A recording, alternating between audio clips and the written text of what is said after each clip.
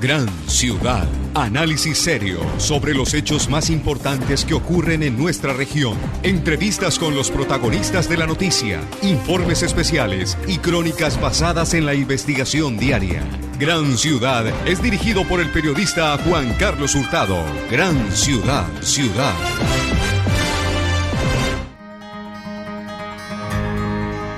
En Antioquia avanzamos unidos por una minería responsable con nuestro planeta y bien hecha. Gracias a la unión de voluntades entre el gobierno departamental y el sector productivo, este año hemos logrado la titulación de 25 nuevos contratos de concesión minera, proyectos que generarán 750 empleos y serán clave en la reactivación económica que vive nuestro país.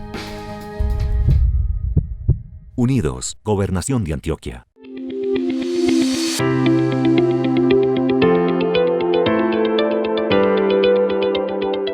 Me parece que la vacuna es algo que debemos hacer todos por la salud no solo de nosotros, sino para que las demás personas también no se puedan contagiar. Estoy muy feliz por haber venido a vacunarme. Invito a todos los jóvenes a que vengan a vacunarse.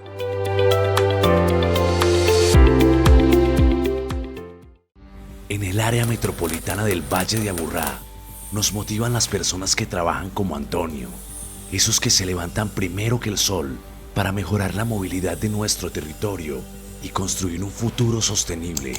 O como Juliana, esa veterinaria apasionada por los animales, que ya perdió la cuenta de cuántas especies le ha devuelto sanas y salvas a la manada, al ecosistema y a nuestro valle. Área metropolitana del Valle de Aburrá, futuro sostenible. Desarrolla habilidades para la industria 4.0 con nuestros cursos cortos. Creación de gemelos digitales de producto en industria 4.0. Fundamentación en industria 4.0 aplicada a procesos productivos industriales. Variables y estructuras de control en Python. Apropiación de conceptos en ciberseguridad. Inscripciones del 23 al 28 de julio en www.cenasofiaplus.edu.co. Nuevos horizontes florecen para Envigado con el nacimiento de la Secretaría de Cultura, apostándole así a un territorio de arte, patrimonio y tradición. Invertir en cultura es invertir en la gente, en emprendimientos creativos, en música. Es invertir en darle oportunidades a los diferentes artistas de nuestro Envigado. Le apostamos a un mejor futuro que sin duda lo lograremos todos juntos. Juntos sumamos por Envigado. Somos dueños de una ciudad que respira, sonríe, sueña y cada día se levanta para progresar. Somos dueños de colegios, empresas, instituciones, carreteras y lo más importante, nuestra tierra para arar y respirar.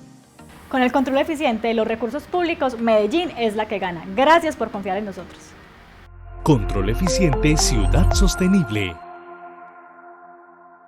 Una bombilla puede hacer la diferencia. Con Antioquia LED reduciremos las emisiones de gas carbónico, mejoraremos la percepción de seguridad, generaremos un ahorro energético a los municipios, impulsaremos la conectividad rural y tendremos un departamento más sostenible. Para millones de personas, cambiar un bombillo es algo simple. Para nosotros, representa el futuro.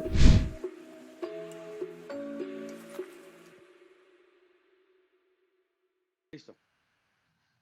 Muy buenos días, saludo cordial para todos los televidentes de Gran Ciudad. En la parte técnica nos acompaña el ingeniero Andrés Casas, en la dirección y desarrollo de las noticias Juan Carlos Hurtado Ochoa. Ya saben que soy abogado, especialista en derecho laboral, en pensiones, en temas administrativos de lo laboral, en seguridad social, pensiones. Nos pueden llamar a los teléfonos que aparecen en pantalla para solicitar su cita. Estamos ubicados en el Edificio del Café, centro de Medellín.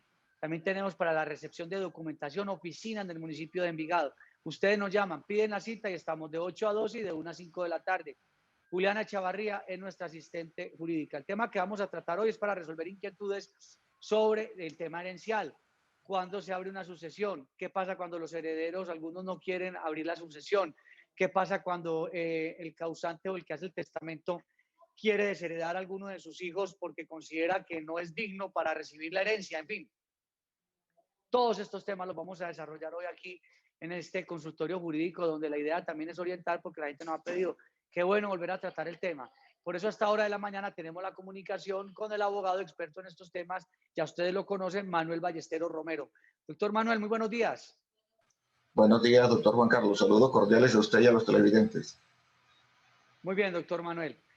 Empecemos por decir qué es una herencia, qué se considera herencia. En términos generales, ¿qué es la herencia? Sí, doctor, es el conjunto de bienes que se difieren de una persona que fallece a otras personas que conforme a la ley deben heredarlo. Hay personas que tienen ese vínculo y que la ley los habilita para que los bienes pasen de la persona que falleció a este tipo de personas dependiendo de ciertos vínculos de parentesco, que pueden ser por consanguinidad, dígase hijos, madres, hermanos, tíos, o por afinidad, que son la cónyuge particularmente, o el cónyuge que sobreviva, que nosotros en derecho decimos el cónyuge superstite, que es el sobreviviente. Y también la compañera, sí. valga hacer esa aclaración, porque eso ha sido complementado por la jurisprudencia, doctor Juan Carlos.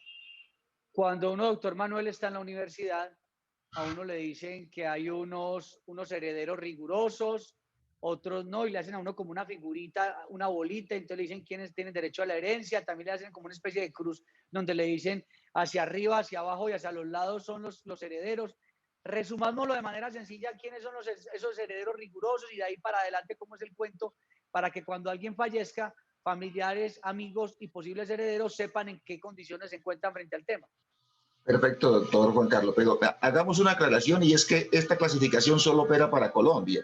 Y lo digo porque ya a estas alturas hay muchas personas que tienen familiares en España, en Alemania, en Francia, en Argentina, etcétera. Y esta es una clasificación para Colombia que cuando vayamos a mirar los herederos en otro país, nos toca mirar cuál es el régimen hereditario en ese otro país. Y entonces, con esa cruz que usted dice, nosotros tenemos los descendientes, dentro de los cuales están los hijos, sean o no sean procreados dentro del matrimonio, porque hasta hace unos años, pues solamente, o los hijos procreados dentro del matrimonio tenían unas ventajas, ya no, ¿cierto? Ya son los hijos en general y todos los hijos heredan en igualdad de derechos. Y si hay hijos vivos y hay hijos que fallecieron, y esos hijos que fallecieron dejaron hijos a su vez, entonces los nietos entran representando a ese hijo que falleció. Y así sucesivamente los descendientes, eso en la parte que va bajando. En la parte que va subiendo están los ascendientes, entonces nos encontraríamos a los padres del fallecido, si es decir, si los padres le sobreviven o si los abuelos le sobreviven. Y ya hacia los lados nos encontramos a los hermanos del fallecido, ¿cierto? Y fallando esos hermanos, los hijos de los hermanos del fallecido. Pero a la par también nos encontramos al cónyuge, ¿cierto? Él o la, dependiendo de quién fue el que falleció. O hoy que podemos hablar nosotros perfectamente de parejas homoparentales, pues quien quiera que sea el cónyuge de la persona que fallece también tiene ese derecho a heredar. Y ahí, doctor Juan Carlos, empalmando con lo que usted decía, porque tenemos unos... Pero perdóname. Señor. En esa cruz donde están los ascendientes, padres, abuelos, descendientes, hijos y a los lados hermanos, la esposa, la compañera permanente o la cónyuge, en esa cruz, ¿dónde viene a estar? No, ella viene a estar en todas partes, digámoslo así, ¿cierto? El compañero o compañera permanente, el cónyuge o la cónyuge, viene a estar en todas partes. Puede entrar nosotros hablamos de una sucesión de primer orden, es decir, los primeros que desplazan a todos los demás son los descendientes. O sea, cuando el causante tiene hijos y a falta de hijos nietos, esos desplazan a todos los demás, eso se hereda. Y en ese caso, el cónyuge o compañero permanente solo puede heredar si renuncia a gananciales, ¿cierto? Hereda como lo que se llama porción conyugal, ¿cierto? Significa que eso lo llama el derecho cónyuge pobre, ¿cierto? Se hace una cuenta matemática, entonces el cónyuge pobre saca cuenta y dice, ¿a mí cómo me va mejor? ¿Me va mejor pidiendo los gananciales de la sociedad conyugal o me va mejor pidiendo herencia? Y es una cuenta que la saca con la ayuda de los abogados y los abogados le recomiendan en cuál de las dos posiciones queda mejor. Pero solo en esas circunstancias entraría en ese... O sea, la cónyuge o la compañera o compañero permanente al momento de fallecer el compañero o el esposo o la esposa debe entrar a analizar si entra como heredera o si viene a entrar para los gananciales. Entonces uno tiene que mirar los dos escenarios porque esa cónyuge o compañera permanente podrían estar en desventaja dependiendo del escenario que escojan, porque ahí quienes tienen la mayor, digamos, preferencia son los hijos y los nietos, los descendientes. Sí, señor. Hagamos una gráfica, doctor, estilo novela mexicana. ¿cierto? En una novela mexicana, que eso pasa aquí en Colombia también. Entonces, pongamos del hombre rico que se casa con la mujer pobre. Entonces, un hombre con un patrimonio de 10.000 millones de pesos se casa con una mujer pobre y él tiene 2 hijos. Entonces, al año fallece él, supongamos. ¿Y qué consiguieron? Supongamos que no consiguieron nada o consiguieron 100 millones de pesos, porque ya todo lo había conseguido él antes del matrimonio. Entonces, no hay gananciales para la sociedad conyugal. Entonces, ella tiene la posibilidad de decir, si yo pido gananciales, es la mitad de 100 millones que conseguimos. Pero si voy como heredera sobre los 10.000 millones de pesos que ya él tenía, ¿cierto? Ahora, esos 10.000 millones de pesos ella no hereda en la totalidad, porque lo que dice la ley es, mira, esos 10.000 millones de pesos los dividimos en 2 partes. La mitad, que son las asignaciones forzosas, y esas asignaciones forzosas las vamos a dividir entre los herederos forzosos, donde están 2 hijos de él, más usted que es la cónyuge. Entonces tendríamos 5.000 millones dividido entre 3 y a ella le tocaría ya un poco más de 1.000 millones de pesos. Entonces, mejor cálculo matemático, ella le iría mejor renunciando a ganancias y ubicándose como heredera. Doctor Manuel, usted mencionó algo hace unos instantes que me llamó la atención y dice, es que en Colombia el tema hereditario es muy distinto al de otros países.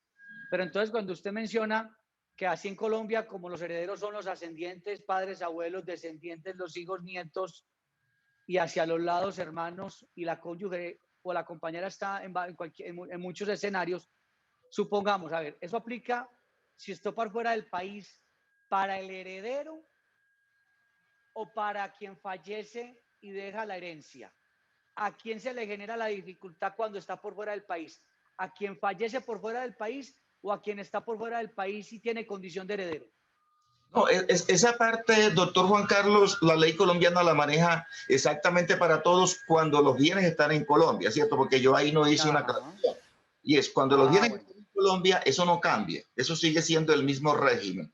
El asunto es cuando una persona deja bienes en Colombia y además deja bienes en Barcelona, por decir algo, o bienes en Canadá, o bienes en Argentina, que eso pasa con bastante frecuencia, doctor Juan Carlos. Ya cada día más estos jóvenes se van a trabajar a otro país, se casan, consiguen bienes, es muy frecuente eso. Entonces ya, los bienes que están en Argentina, ya nos toca mirar qué dice el derecho de Argentina. Los bienes que están en Canadá, qué dice el derecho de Canadá. Pero los que están en Colombia, los partimos a la colombiana, independientes de que los herederos vivan en Colombia o vivan por fuera, o sean colombianos o sean extranjeros, los partimos a la colombiana. Entonces, quien piense en hacer inversiones por fuera del país tendrá que mirar ese escenario a la hora de hacer un testamento. Por ejemplo, ahora está muy de moda comprar en Estados Unidos porque el dólar está muy fuerte y el peso está muy devaluado. Dicen en este momento que comprar en Estados Unidos es muy complicado porque esa moneda está muy fuerte y el peso de nosotros está muy devaluado frente al dólar. Entonces, quien compra allí tendrá que mirar también ese escenario a la hora de constituir un testamento, de revisar cómo va a ser el tema hereditario.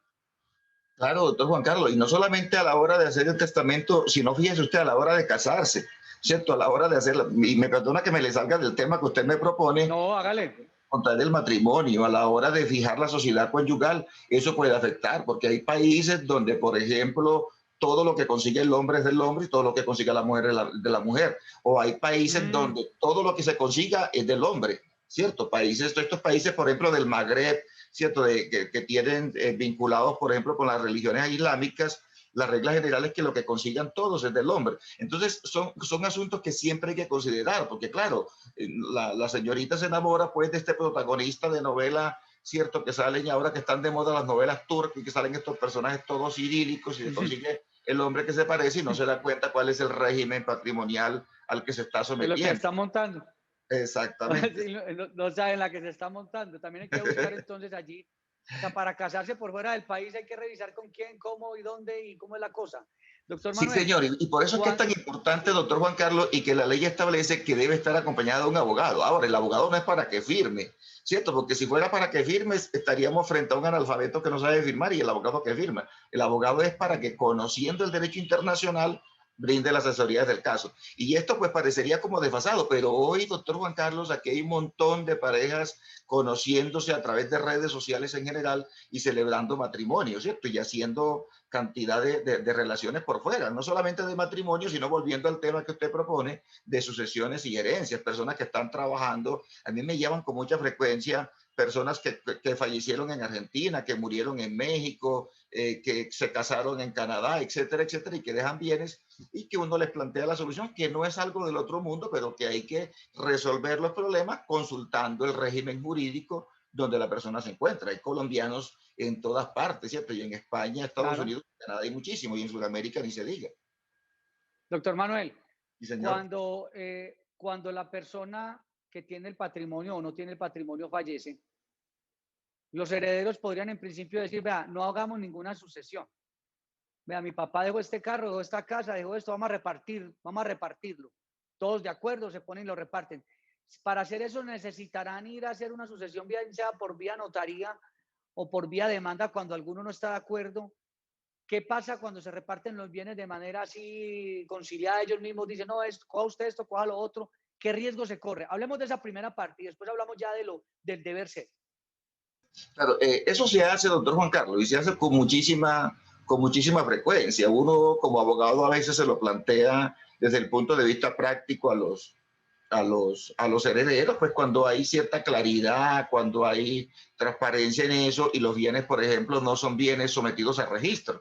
Porque cuando el bien está sometido a registro, pues entonces, sea un vehículo o cualquier otro bien, para que el registro pase hay que llevar el título. Entonces le van a decir, bueno, Juan Carlos, ¿usted a título de qué consiguió esto? ¿Usted por qué quiere que lo pongamos a nombre suyo? Pero hay veces en que los bienes no están sometidos a registro, y fíjese usted que uno inclusive hace con los herederos sucesiones donde solamente se trabaja la parte sometida a registro y la otra parte, porque ellos dicen, no, venga, hagamos esto de las vacas, repartámonos las vacas, ¿cierto? Lo de los cuadros. El dinero una plata que había guardada en una caja fuerte, unas joyas, cosas que no tienen registro, se podría repartir, pero si es una finca, un apartamento, un carro, pues como está sometido a registro, cuando se vaya a trasladar el bien, pues, ¿cómo así? Ahí ya hay que hacer la sucesión por esa. Exactamente. Y muchas veces, por ejemplo, con los títulos valores, perdón, con el CDT, doctor Juan Carlos, entonces yo voy al banco y abro un CDT a nombre mío, pero pongo como o un hijo mío, por ejemplo. Entonces yo fallezco y el hijo mío va y retira los 300, 600, 1.000 millones de pesos y entonces ya los tiene, ¿cierto? Ya los tiene y él los puede repartir tranquilamente, y eso sucede pues que se llaman entre los herederos y bueno, vamos a repartir la plata que el papá dejó. Obviamente que eso tiene unas repercusiones sobre los acreedores. Si hay acreedores, ¿por qué? Porque el causante responde frente a los acreedores y los herederos que acepten la herencia responden frente a los acreedores. Y la aceptan por el solo hecho de recibir, ¿cierto? Porque la ley establece que por el solo hecho del fallecimiento se defiende la herencia, pero que no da derecho a disponer. Eso no significa una prohibición de que la persona no pueda usar los bienes. Significa que si los usa, responde, ¿cierto? Cuando a mí el derecho me dice, Manuel, tú tienes derecho a ir a la finca y ordeñar, tú no puedes disponer de las vacas. Si lo haces, respondes en caso de que haya que responder, ¿cierto? Si tú no tienes derecho a gastarte la plata que tu papá dejó en el banco y que yo puedo sacar dinero hasta por 60 millones de pesos sin necesidad de sucesión, no puedes usarlo, pero si lo usas te toca responder. El que quedó de las cesantías en el empleador, no lo puedes usar, pero si lo usas, te toca responder. Es decir, no es una prohibición absoluta de que yo no puedo salir a hacer nada con el dinero. Claro que lo uso. Pero debo dar la cara frente a personas a quienes le debía mi papá o mi mamá. Exactamente. Así como cogí el billete, estoy asumiendo la responsabilidad también de responder, de recibir los activos, pero también responder por los pasivos. Claro, responder por los pasivos hasta el monto de los activos. Esa es una regla general que tenemos todos, ¿cierto? Eso es inevitable. Le voy a contar una anécdota que nos pasó en la oficina en los últimos días. Un señor abogado falleció. Ese abogado tenía a una dependiente. Una persona, pues, que dependiente es aquella persona que colabora en los temas del derecho del abogado y que muchas veces ese dependiente no ha terminado la carrera. Y entonces empieza a trabajar por los laditos y ayudarle en los temas de carpintería jurídica al abogado. Él falleció. Resulta que ese dependiente lo demandó porque según ella no le dieron prestaciones sociales, que había un contrato laboral, bueno, todo ese rollo. Una de las hijas nos llamó y nos dijo, ¿y qué hacemos acá? A mí me tocará responder. ¿Y sabe qué encontramos? Y nosotros dijimos, sí tiene que responder, porque aunque su papá falleció, usted continuó con la actividad jurídica, con la misma oficina y siguió el mismo curso de la actividad de su papá, Así que usted, así como recibe el patrimonio y recibe los activos, también tendrá que responder por ese trabajador o trabajadora a quienes le quedaron debiendo unas prestaciones sociales dentro de un contrato de trabajo. Le traigo ese ejemplo porque usted acaba de mencionar, yo cojo la plata y cojo las cosas, pero también tengo que mirar qué se debe y qué no se debe, porque por eso también tienen que responder los hijos. O si no, declárese que usted renuncia a la herencia, que usted repudia esa herencia para evitarse cualquier lío si ve que hay mucha deuda.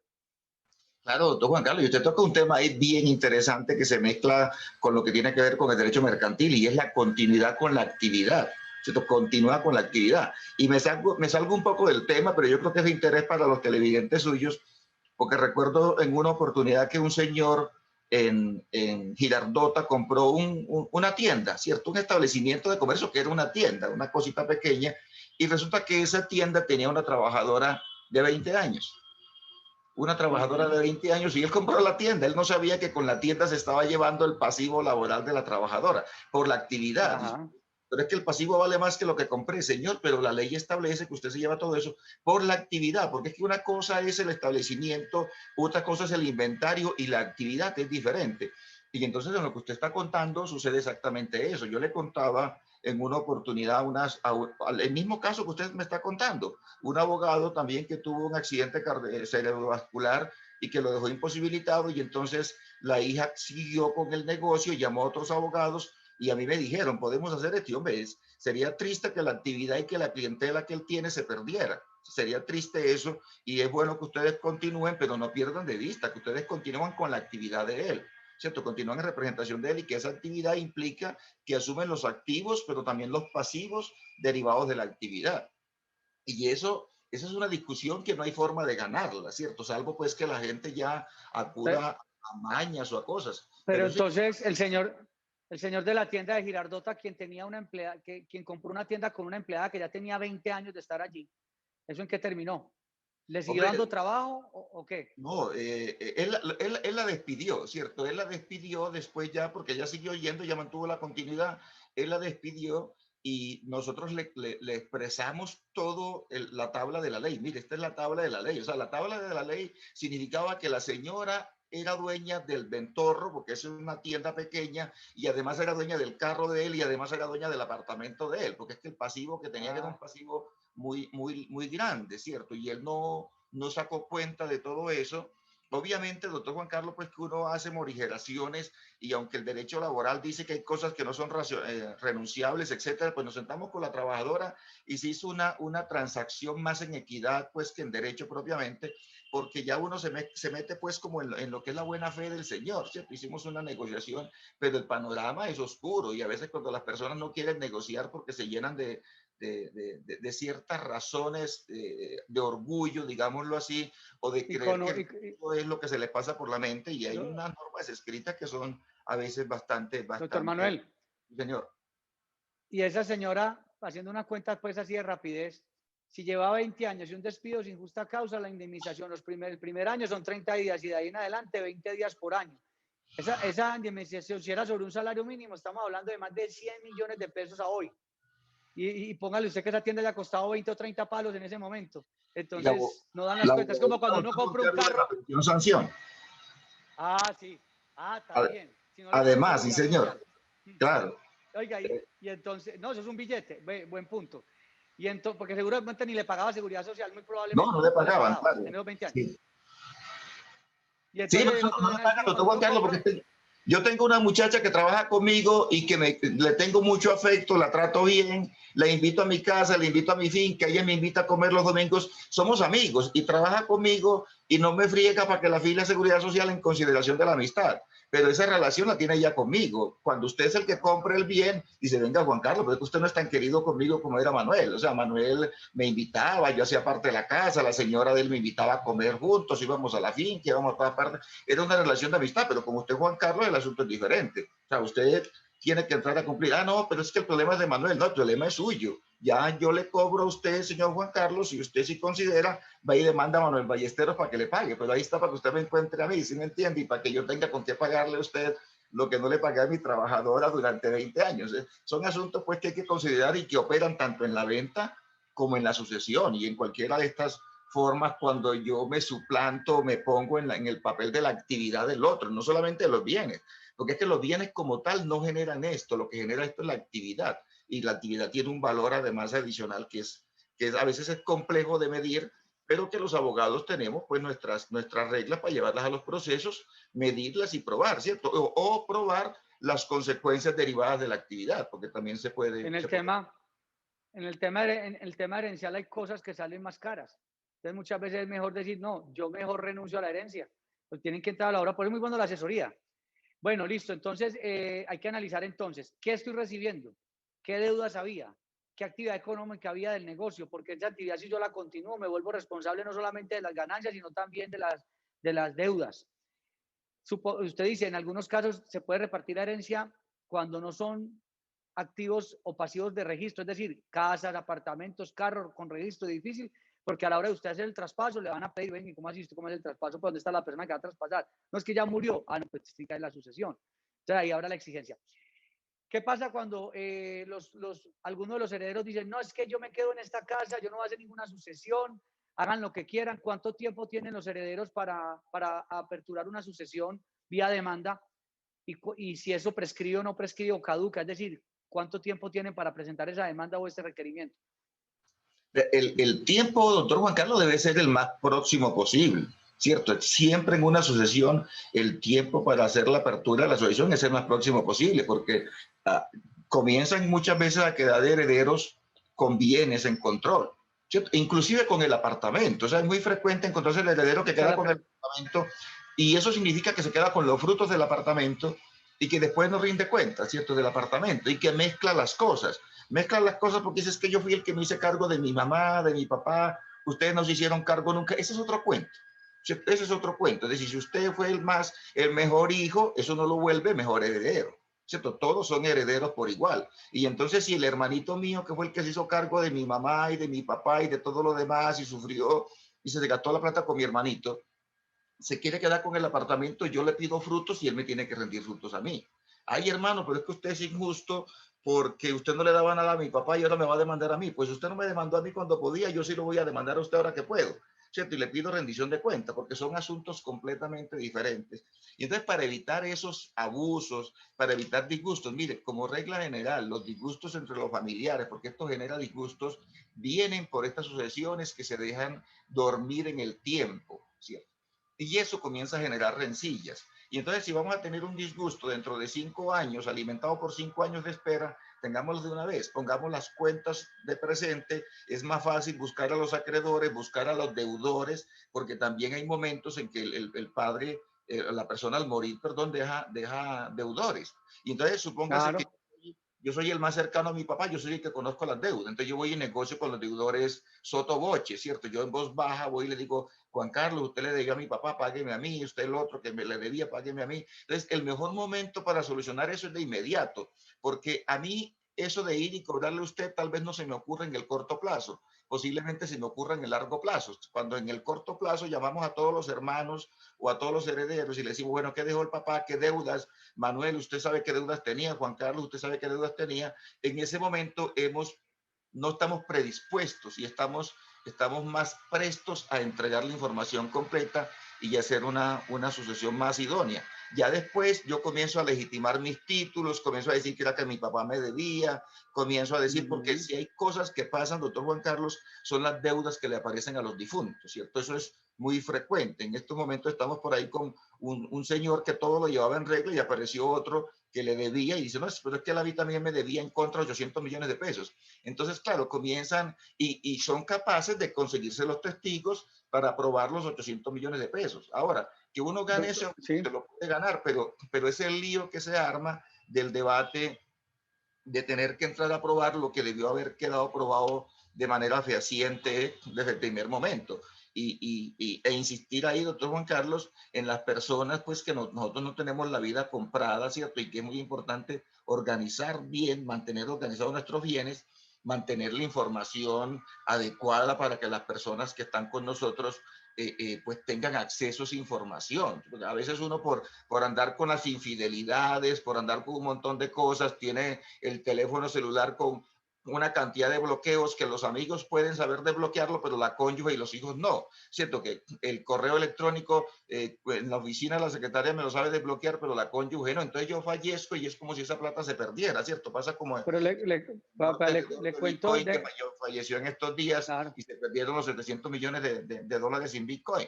¿Cierto? Por esa información sobre haberes y deberes hay que tenerla, hay que mantenerla transparente al alcance de alguien de los herederos, cónyuge, hijos, etcétera. Claro.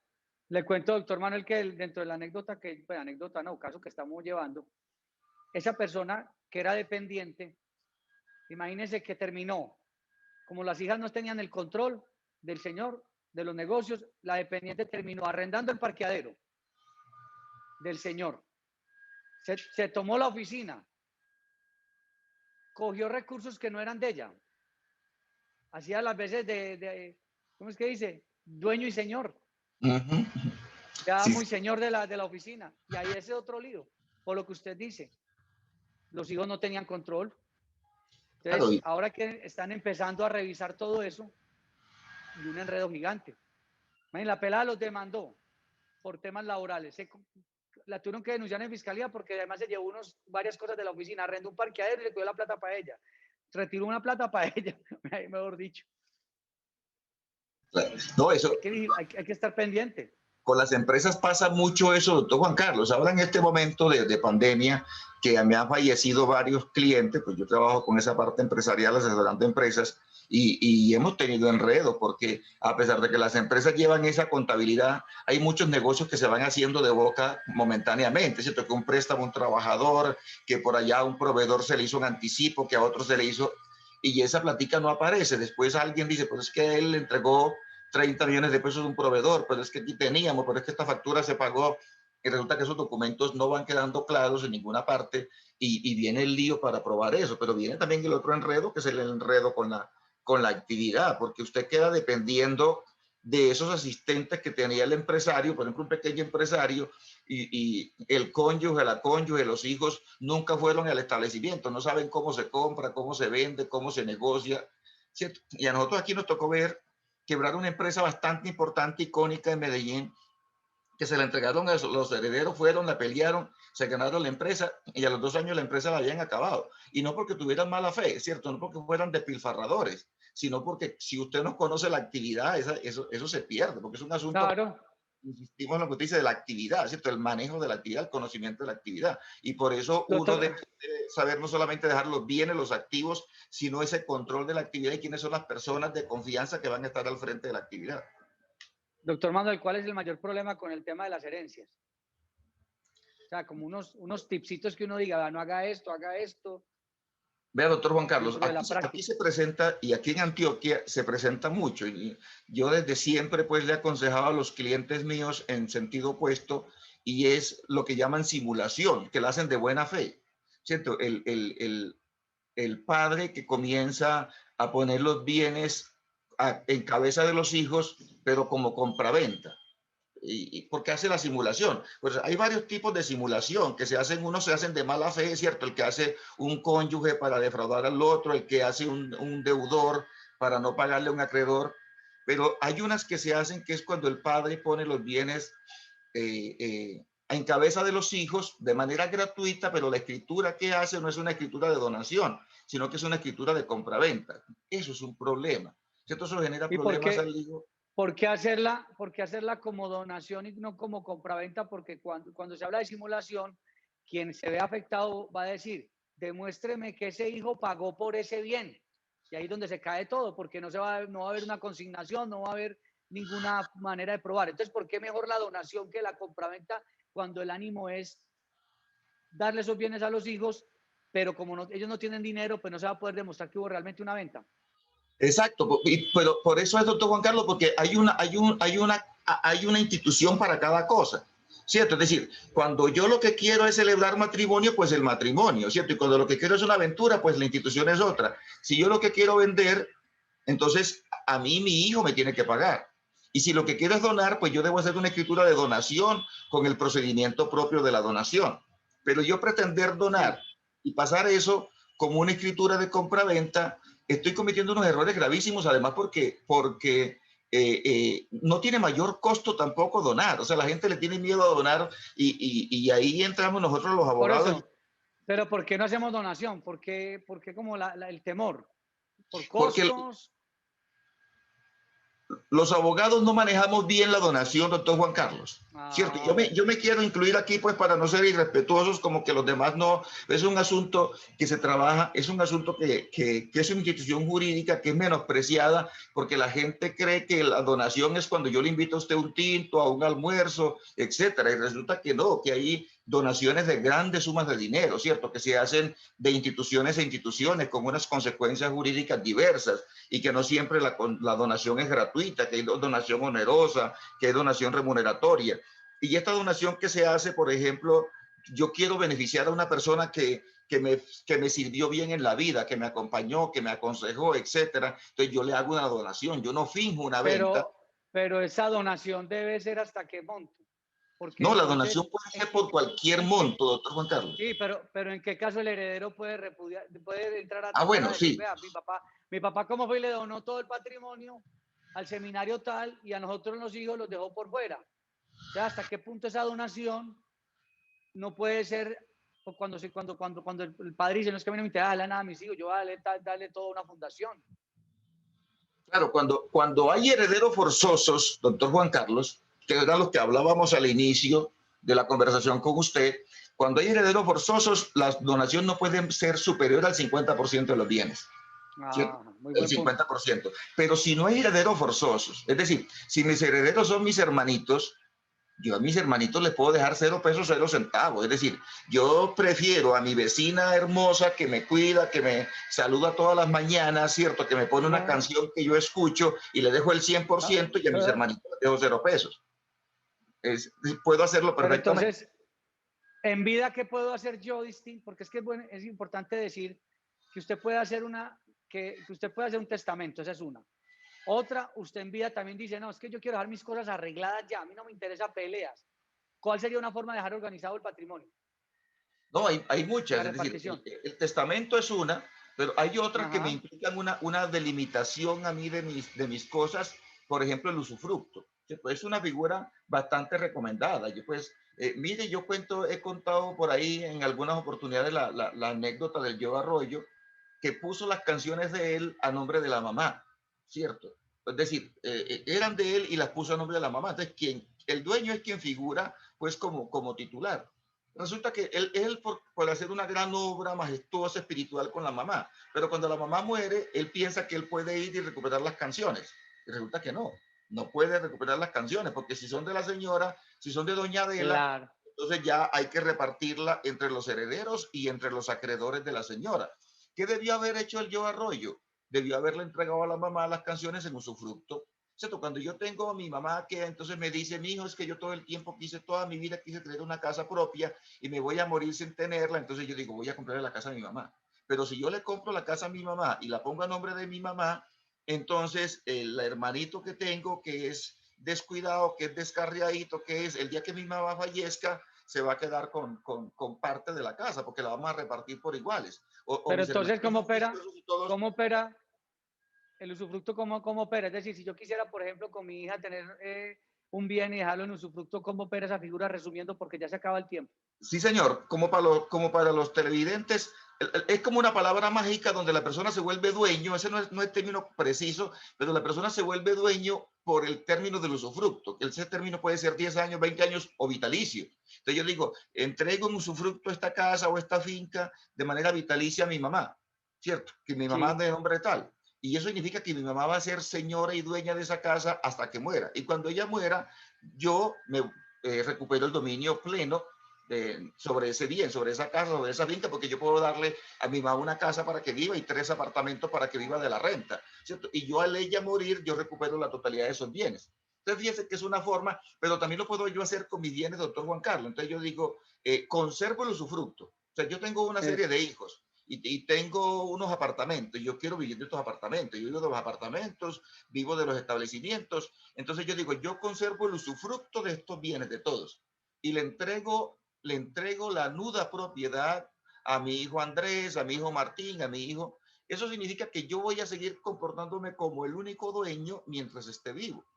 Y el día que fallezca, sin necesidad de sucesión, todos esos bienes pasan a los hijos de manera inmediata, no automáticamente, porque ellos deben ir a hacer una declaración, una restitución, una notaría. Dice, mire, estos bienes, mi papá era usufructuario y mi papá murió, aquí están estos dos documentos. Entonces vuelvan a... ¿Qué significa? ¿Qué significa nuda propiedad? Nuda propiedad es el derecho que tiene una persona a volverse dueño de la totalidad cuando termine el usufructo, ¿cierto? Ese nudo propietario no tiene nada, lo que tiene es un derecho de volverse dueño y de vender ese derecho. Tiene una expectativa legítima. Una expectativa así de volverse dueño de la totalidad cuando termine el usufructo. Perfecto. Y el usufructo termina por el vencimiento del plazo o termina porque la persona falleció, ¿cierto? Que pues que es prácticamente lo mismo. Bueno, hemos llegado al final de Gran Ciudad. Agradecemos al doctor Manuel Ballesteros Romero. Si quieren consultarnos sobre sucesiones, herencias, cómo constituir un usufructo, un testamento, llámenos a los teléfonos que aparecen en pantalla y con el doctor Manuel Ballesteros desarrollamos todas estas soluciones que son importantes tenerlas en cuenta. Nos han pedido mucho este tema y por eso lo hemos traído nuevamente. Gracias al doctor Manuel Ballesteros Romero, muy amable. Gracias, doctor Juan Carlos. Saludes a usted y a todos los televidentes. Gracias también al ingeniero Andrés Casas, quien estuvo con nosotros. Se despide de ustedes Juan Carlos Hurtado Ochoa.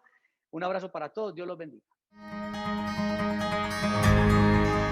En Antioquia avanzamos unidos por una minería responsable con nuestro planeta y bien hecha. Gracias a la unión de voluntades entre el gobierno departamental y el sector productivo, este año hemos logrado la titulación de 25 nuevos contratos de concesión minera, proyectos que generarán 750 empleos y serán clave en la reactivación económica que vive nuestro país.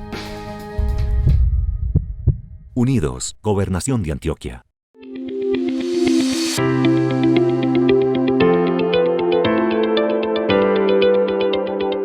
Me parece que la vacuna es algo que debemos hacer todos por la salud no solo de nosotros, sino para que las demás personas también no se puedan contagiar. Estoy muy feliz por haber venido a vacunarme. Invito a todos los jóvenes a que vengan a vacunarse.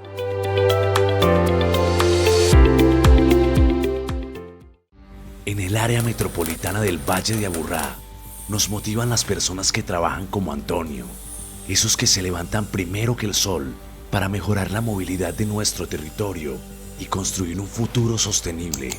O como Juliana, esa veterinaria apasionada por los animales, que ya perdió la cuenta de cuántas especies le ha devuelto sanas y salvas a la manada, al ecosistema y a nuestro valle. Área metropolitana del Valle de Aburrá, futuro sostenible. Nuevos horizontes florecen para Envigado con el nacimiento de la Secretaría de Cultura, apostándole así a un territorio de arte, patrimonio y tradición. Invertir en cultura es invertir en la gente, en emprendimientos creativos, en música. Es invertir en darle oportunidades a los diferentes artistas de nuestro Envigado. Le apostamos a un mejor futuro que sin duda lo lograremos todos juntos. Juntos sumamos por Envigado. Desarrolla habilidades para la industria 4.0 con nuestros cursos cortos. Creación de gemelos digitales de producto en industria 4.0. Fundamentación en industria 4.0 aplicada a procesos productivos industriales. Variables y estructuras de control en Python. Apropiación de conceptos en ciberseguridad. Inscripciones del 23 al 28 de julio en www.senasofiaplus.edu.co. Somos dueños de una ciudad que respira, sonríe, sueña y cada día se levanta para progresar. Somos dueños de colegios, empresas, instituciones, carreteras y lo más importante, nuestra tierra para arar y respirar. Con el control eficiente de los recursos públicos, Medellín es la que gana. Gracias por confiar en nosotros. Control eficiente, ciudad sostenible. Una bombilla puede hacer la diferencia. Con Antioquia LED reduciremos las emisiones de gas carbónico, mejoraremos la percepción de seguridad, generaremos un ahorro energético a los municipios, impulsaremos la conectividad rural y tendremos un departamento más sostenible. Para millones de personas, cambiar un bombillo es algo simple. Para nosotros, representa el futuro.